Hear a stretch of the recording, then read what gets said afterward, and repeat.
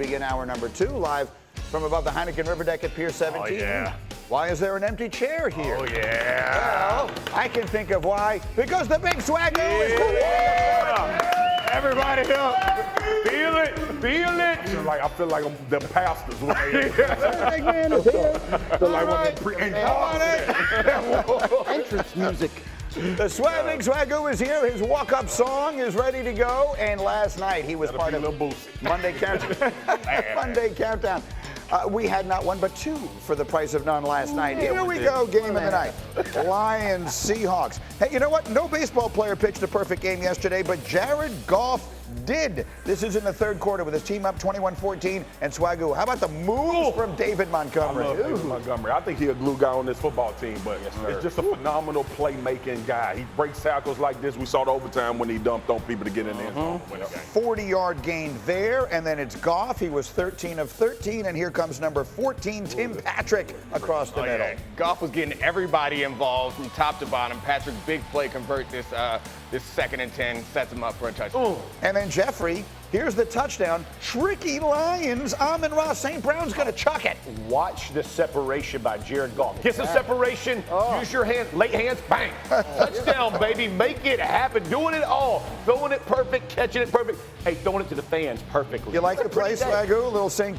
Brown to Goff? Yeah, when I saw it, I was like, that's awful. But it ended up in a touchdown, so it worked. They ran that play in practice when I was at their camp, and he fell down. Didn't get in. They've been working on it.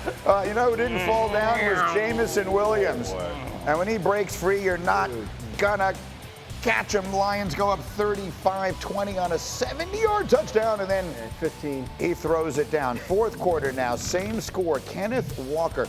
I tell you what, Swagu, they didn't win, but it wasn't for lack of him trying. Yeah, buddy, that's a big-time football player right there. I know Mike McDonald was happy to see him back, running like he's running. And listen, Seattle is a real player in the NFC. Don't let this trick you. That was his 3rd touchdown of the game. Here's really a huge play. This is a 4th down play that Seattle converts. It's a completion to Jackson Smith and Jigba. But they call offensive interference on Tyler Lockett. Good call? I mean, it's probably a bad call, but I'm a DB, so I liked it. I liked it. Probably. He can't admit it. I liked it. They wind up having a punt, and then Goff finds St. Brown. Little toe tap there in the corner of the end zone, and that's all she wrote. Jared Goff finishes 18 of 18. 292 yards through 2 touchdowns, caught another. It's a perfect night, Swagu. Look at these numbers.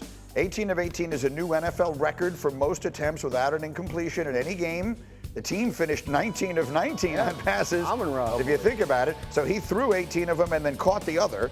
It's the first time a team had a 100% completion rate in a game since the 1942 Giants against Washington. They went 3 for 3? Graz's first game covered right there. No, are you ready? A, They do that mug underhand. A, that's uncalled for. B, I would not have gotten that trivia question correct. The New York Giants in that game went 1 for 1. Oh, yes. The one pass was a 50-yard touchdown. And last night, the Lions. Back then they called it the 19 forward of that. pass. It doesn't have the air yards. More time, Behind the line of scrimmage. Y'all played some real boring football, man. Y'all played some boring ball. Now, I don't know why you're saying y'all. As though Graziano and I were there somehow. We wasn't in there yet. Me and Foxy wasn't in there. We wasn't there, baby. We wasn't in there yet. He wasn't talking about age. We was at Southern University in Grambling, FAMU. We was playing real ball. You know what I mean? Down there. My bad. Airing it out. My bad, player. I took that one the wrong way. Okay. Yeah. Cross body, baby. Okay. Hey, we got a show to do. We're Relax, having everybody. fun, but we're having a show. Jared Goff, all the conversation leading into this, including on your fancy pregame show there last night, is about, is something wrong with Jared Goff? Like coming into this season, he was going to be the MVP of the league and they were going to be the best team, and it hadn't looked that way. What did last night mean? Play action.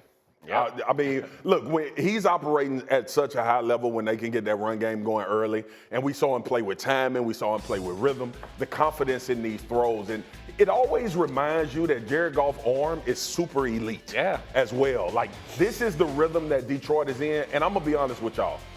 When this team plays like this, I don't think anybody in the league can beat them. And it's because they're so physical at the line of scrimmage. And Jared Goff starts seeing the field, not worrying about pressure.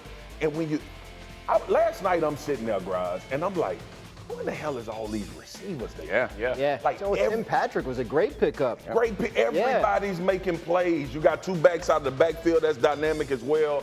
Detroit is complete, man. It's just, to your point, G, they have those damn moments of inconsistency where you scratch your head and say, why that performance, right? But if they can keep an even level throughout and get to the playoffs and raise that level to what we saw last night, trouble. Leaning on young guys in the secondary, and I think as the season goes along, you'll see improvement from Terry and Arnold. You know, these were high picks. I think that it's up front, right? Aiden Hutchinson is not going to be the whole pass rush. They're going to need to get something from somebody else up front. So if that division is the best division in football, and I think we all think it is, Minnesota, Detroit, Green Bay.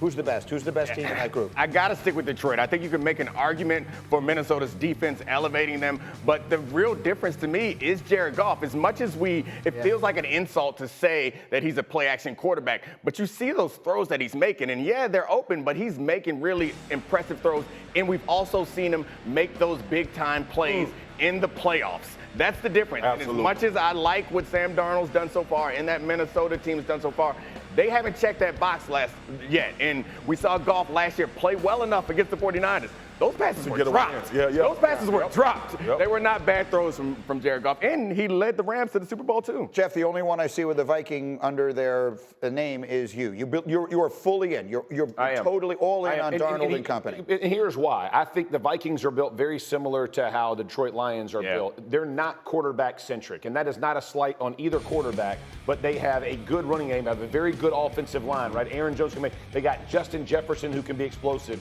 Now let's flip it over. They can create pass rush. Brian Flores has done a fantastic job on that defensive side of confusing people, giving people issues. So as I look at both teams, I would say the Vikings, to me, are more complete in totality. Again, I love the Lions. I think this division's the best in football. I think, to me, I'm going to take it to the Vikings. Yeah, go. Jeff, let me. You watching Minnesota now and Flores taking over these games. Yes. Is it a point during, like you as a center, is it a point during the season where you realize, I got him?